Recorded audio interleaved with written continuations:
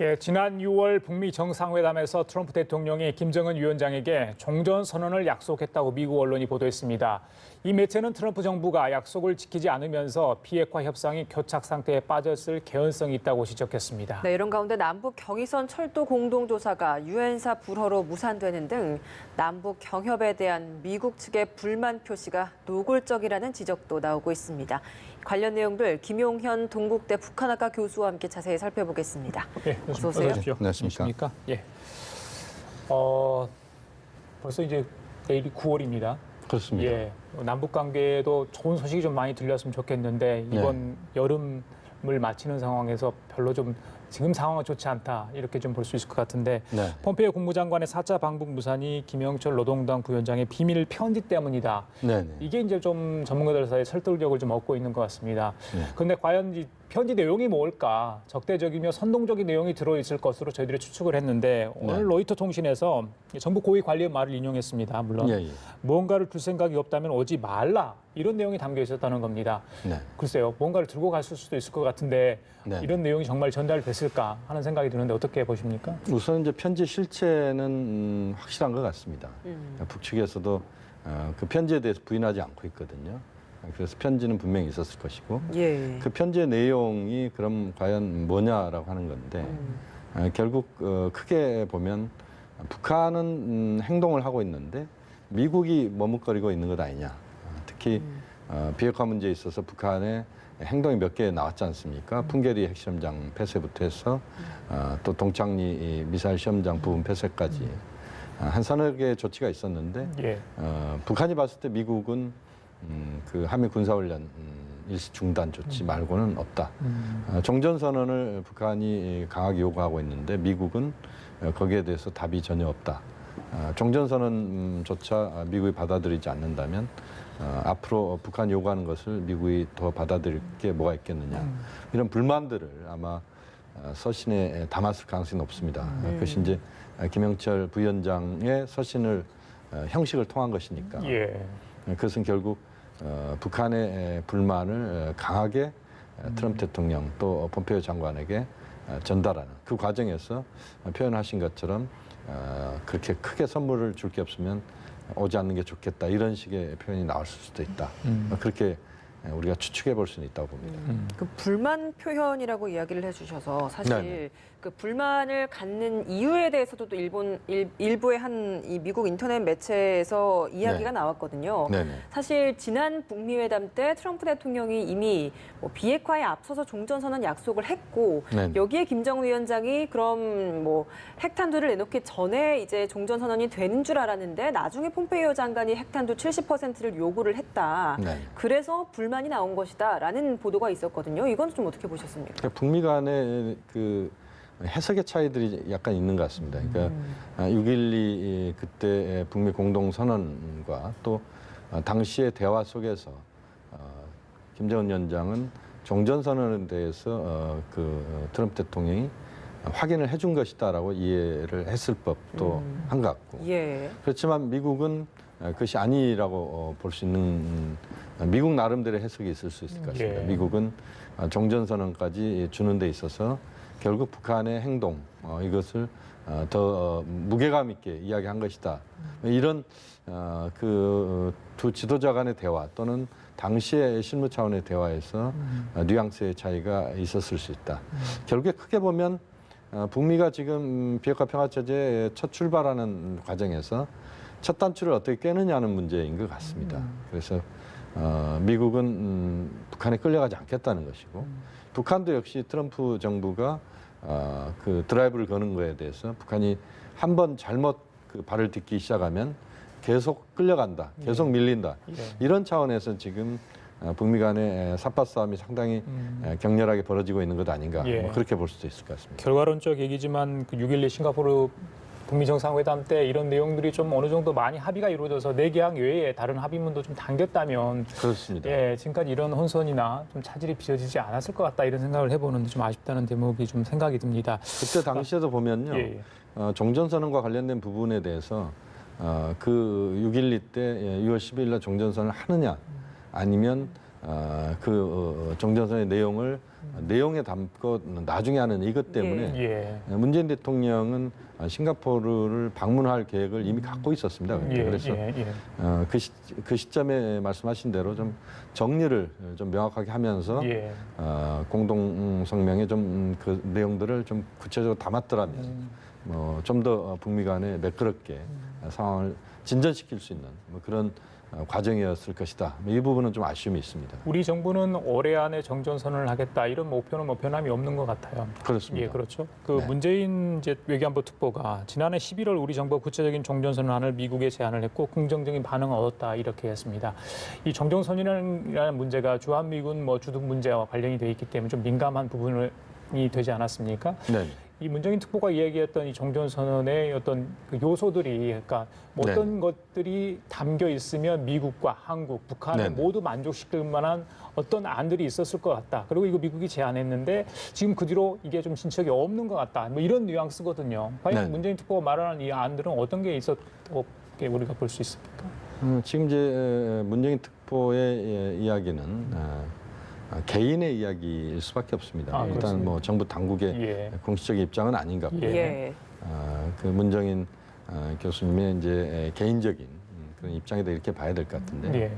아마 이제 종전선언과 관련된 부분에서 그것이 예를 들면 주한미군의 철수랄지 이런 것들과 직접적으로 연계되는 그런 내용까지는 아닐 거라고 봅니다. 그러니까 종전선언의 범위 자체가 정치적 선언으로서의 종전선언, 한반도에서의 더 이상 전쟁은 하지 않는다라고 하는 그 의미에서의 종전선언, 그리고 그것이 앞으로 평화체제를 구축해가는 데 있어서 궁극적으로 평화협정을 끌어내는 데 있어서 입구로서의 역할을 하는 종전선언, 그 정도인 것 같고, 또 그것의 참여 범위 자체가 중국을 빼고 가기는 대단히 어려운 구조라고 봅니다. 그래서 남북 미중의 종전선언이라고 하는 그런 틀을 이야기하는 그런 수준일 가능성이 있다. 유엔군 사령부의 유지 같은 경우도 우선은 그 유지를 시키면서 종전선언에 갈 수밖에 없는 것이 아닌가. 그러니까 사실상 종전선언은 앞으로의 그 한반도에서의 더 이상 전쟁은 없다는 것이고, 정전협정 체제, 정전 체제, 휴전 체제를 바꾸는 그런 출발점으로서의 종전선언의 의미, 그리고 그것이 다음에 북한의 추가적인 비핵화 조치를 끌어내는 차원에서의 종전선언의 의미, 이렇게 그 내용들을 좀 더 좁혀서 보는 그런 정도가 현재 어떤 종전선언이 갖고 있는 무게감이나 의미다, 이렇게 우선 봐야 될 것 같습니다.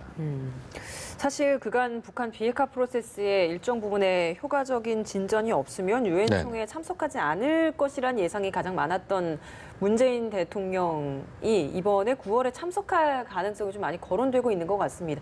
이 말은 저희가 어떤 의미라고 봐야 되겠습니까? 어떤 진전이 있다라고 판단한 것으로 봐야 될까요? 우선 대통령께서 유엔 총회 가는 부분은 아직 확정된 건 아닌 것 같습니다. 일부 언론에서 좀 앞서 보도를 하고 있습니다만, 그러나 저는 대통령께서 유엔 총회에 가는 것이 저는 여러모로 좋다고 봅니다. 물론 이제 북미 간에 지금 폼페이오 장관의 방북이 지금 무산되면서 아마 연기라는 표현을 쓸 수 있을 것 같은데요. 그러면서 지금 흐름 자체가 9월 달에 우리가 기대했던 그런 일련의 흐름은 아직은 좀 만들어지지 않고 있는 것 같습니다. 예를 들면 문재인 대통령이 그 유엔 총회에 방문을 하고 또 김정은 위원장이 유엔에 와서 시진핑, 문재인, 김정은, 트럼프 네 지도자의 종전선언으로 가는 그 흐름이 이제 가장 좋다고 봤습니다만 아직까지 이제 그것이 가시권에 지금 보이지는 않습니다. 다만 이제 대통령께서 지금 보다 중요한 것은 비로소 문재인 대통령이 좀 더 그런 중개 또는 촉진자 역할을 보다 구체적으로 할 수 있는 시점이 지금 우리가 의도하지 않았습니다만 왔다라고 봅니다. 다시 말씀드리면 트럼프, 김정은 두 사람이 지금 오해가 있는 부분들도 있는 것 같고요.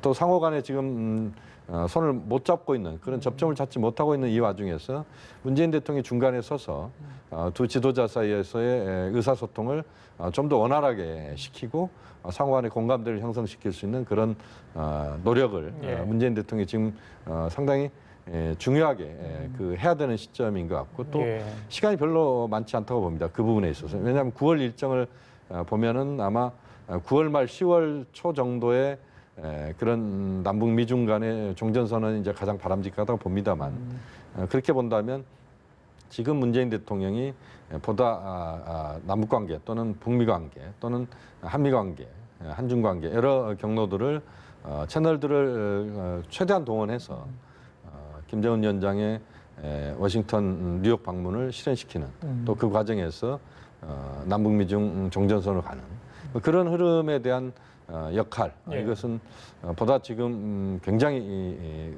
많은 부분 여기에 영향을 집중시켜야 될 때라고 봅니다. 예. 이제 9월이면 그 북한의 정권 수립일 구구절이 있고요. 그렇죠? 그렇습니다. 3차 남북 정상회담이 이제 9월 중에 예정이 돼 있고 그다음에 네. 말씀하신 유엔 총회도 이렇게 있습니다. 외교 일정이 빡빡하게 잡혀 있는데 네. 결국 북한과 미국 간의 비핵화 협상이 어느 정도 진전되는 데 따라서 한반도 정세도 출렁일 것 같습니다. 그렇습니다. 북한이 말하는 것처럼 정치적인 단순 선언이라면 이게 네네. 종전선언 왜 못하느냐 자꾸 이런 이야기를 하는 것 같고 네네. 미국 쪽에서는 핵신고 리스트 좀 달라. 이건 뭐 네네. 어느 정도 수준을 요구하는지 모르겠습니다. 자, 이게 빅딜이 이루어졌는데 지금 이루어지지 않고 있거든요. 네네. 자, 그 대목에서 이제 문재인 대통령이 개입을 해서 어느 정도 중재자 역할을 해야 되는데 네네. 그 세 가지 빅 이벤트 사이에서 어떤 역할을 할지가 최고 관심사 아니겠습니까? 그렇습니다. 지금 말씀하신 것처럼 문재인 대통령 역할은 북미 간의 거중 조정을 할 수밖에 없는 또 상호 간에 그 감정적으로 약간 틀어지는 부분들이 있습니다. 북미 간에 그런 부분들을 좀 조정하는 그게 중요한 것 같고요. 예. 저는 미국과 북한이 지금 당장 그 종전선언과 그 이후의 일정을 풀어가는 데 있어서 북한 또는 미국이 자신들이 판을 다 끌고 간다라고 생각한다는 건 저는 실제 불가능하다고 보고 또 그렇게 가서도 안 된다고 봅니다. 그렇게 보면 지금 상황에서는 북한도 유연성을 좀 발휘해야 될 때가 온 것 같고요. 또 미국도 역시 마찬가지입니다. 미국도 11월 중간선거 앞두고 9월 달에 전반적인 상황을 관리하지 못하면 트럼프 대통령이 그 북미 간의 비핵화 그 성과들을 예. 선거에 활용하는 것은 사실상 어렵다고 봐야 될 것 트럼프 같습니다. 대통령이 더 조바심을 낼 만하거든요. 그렇습니다. 폼페이오 장관이 아니더라도 이번에 그 비건인가요? 시장 대북 정책 대표를 좀 보내거나 네네. 어떤 다른 방안을 찾을 수 있을 것 같은데 방금 하신 것처럼 중간 선거를 이걸 이용하고 싶다면요. 네네. 그런데 아직까지 뭐 그런 얘기는 안 나오고 아마 있거든요. 폼페이오 장관의 방북을 다시 추진할 수도 있을 것 같고요. 그렇습니다. 또 지금 북한 쪽에서도 주요 인사들이 미국 쪽의 그 실무 책임자급들과 저는 많은 부분 대화를 하고 있을 거라고 봅니다. 뉴욕 채널도 살아있고 또 각계의 그 경로를 통해서 많은 대화가 있을 것 같고 남북 간에도 저는 마찬가지라고 보고 한미 간에도 분명히 많은 부분 지금 알려지지 않은 많은 대화가 지금 진행되고 있을 거라고 봅니다. 예. 그래서 최대한 좀 접점을 만들어내고 이것이 한번 틀어지기 시작하면 이제 지금 비핵화 평화체제 논의를 우리가 그래도 어느 정도 출발을 해놓고 방향을 잡아가고 있는 상황에서 다시 역전된다는 것은 굉장한 또 그 상호 간에 데미지를 그렇죠. 받을 수밖에 없습니다. 예, 서로가 손해가 그렇습니다. 예. 그렇기 때문에 지금은 역시 김정은 위원장도 되돌린다는 것 자체가 본인에게 엄청난 부담이 될 수밖에 없는 것이고 그렇게 본다면 지금 상황에서는 적절한 타협점을 찾는 그런 전술적인 또는 전략적인 좀 판단들을 해야 된다. 이것을 제대로 접점을 못 찾으면 상당 부분 또 비핵화 문제에 있어서 그 오랫동안 또 어려움이 가중될 수도 있다라고 봅니다. 예. 네, 이런 상황인데도 불구하고 사실 남북 관계 개선을 위한 움직임은 좀 계속 좀 진행형이었거든요. 네네. 그래서 남북 철도 사업도 이제 공동 조사를 하려고 했는데 네. 이게 유엔사 제재로 일단은 불허가 됐습니다. 네. 이게 서류 미비라는 이유이긴 했는데 네네. 정말 서류 미비일까라는 네. 의문은 남거든요. 원래 이제 군사 분계선 출입을 하는 데 있어서는 48시간 전에 유엔사에 미리 그것을 신청 또는 통보, 신청이라고 봐야 되겠죠. 예. 신청을 해야 됩니다. 그런데 이제 그 시간을 맞추지 못했다. 이게 넘었다는 이제 게 이유죠. 그렇습니다. 예. 이게 이제 표면적인 이유입니다.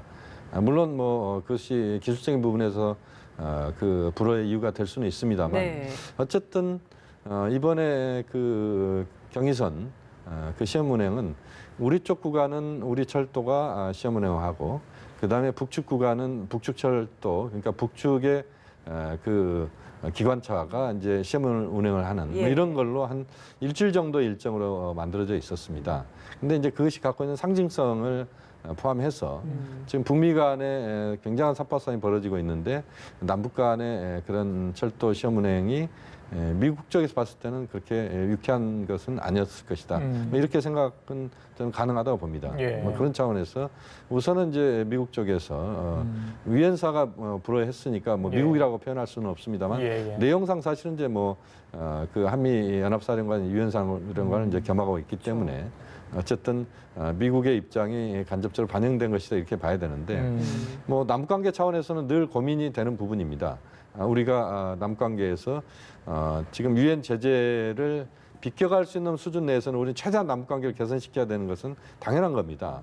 왜냐하면 이건 북미 관계와 남북 관계는 차원이 다른 거거든요. 북미 관계는 한번 문제가 틀어지거나 이렇게 된다고 하더라도 크게 손해 볼 수 없는 부분들이 있지만 우리는 남북 관계는 또 다른 특수한 부분이 있기 때문에 남북 관계의 성격상 특성을 갖고 우리가 하는 부분에 대해서 저는 미국 쪽에도 우리가 많은 부분 좀 설득을 좀 할 필요가 있고 또 우리 나름대로 노력도 해야 된다고 봅니다. 예, 공동조사에 동원되는 그 장비와 그 수송 차량에 이제 무슨 그 기름이 네. 제재 품목에 포함이 됐다, 뭐 이유인 것 같아요. 이렇게 네네. 불안인 거 보니까 이거 부분도 이제 우리 정부가 관심을 갖고 지금 보고 있더라고요. 그러니까 네네. 어떤 결과가 나올지 좀 지켜봐야 될 텐데 좀 좋은 결과가 좀 나오기를 좀 기대해 보고요. 네네. 그 개성공단 내 남북 공동 연락사무소 설치 사실 8월 안에 이거 좀 개소식을 하기로 하지 그렇습니다. 않았습니까? 이제 오늘 마지막 날이에요. 그렇죠. 오늘 마지막 날. 사실상 물 건너 갔다 이렇게 보는데 통일부는 네. 계속 북측과 협의 중이라고 얘기를 합니다. 이 부분도 미국 측에서 굉장히 불편한 심기를 드러냈다. 저희들 그렇게 봐야 될까요? 이렇게 미뤄지는 이유 정말 구체적으로 어디 있다고 보십니까? 뭐 미국 쪽도 그렇지만 북한도 지금 북미 관계가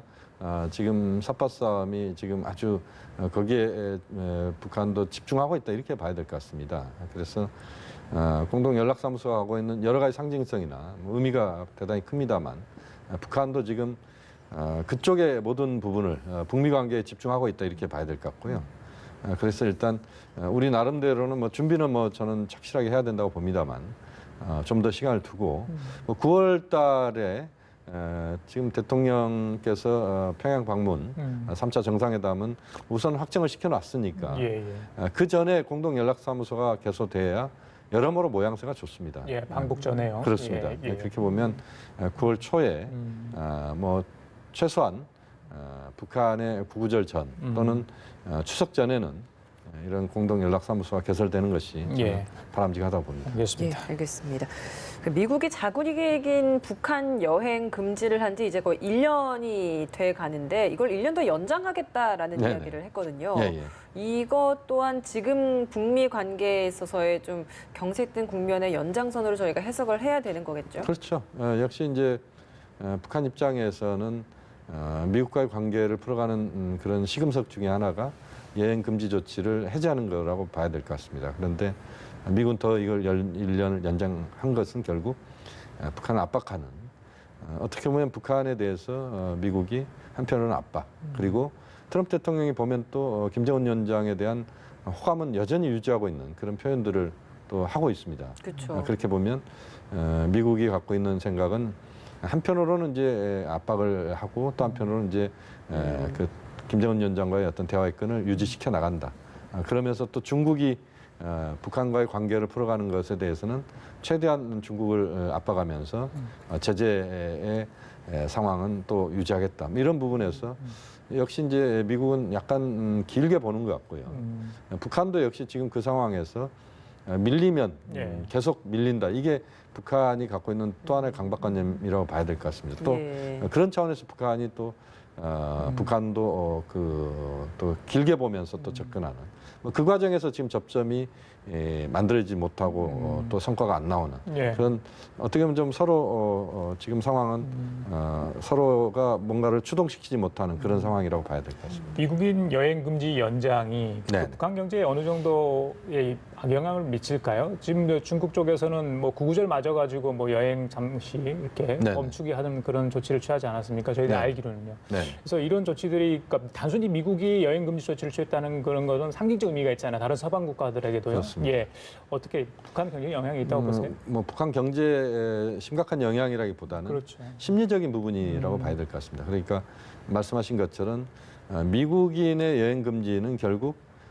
다른 그 중국이나 러시아 몇몇 국가를 제외한 나머지 국가 그 국민들의 여행이 거의 그 중지 당하는 뭐 그런 쪽으로 영향을 미칠 수밖에 없는 게 사실입니다.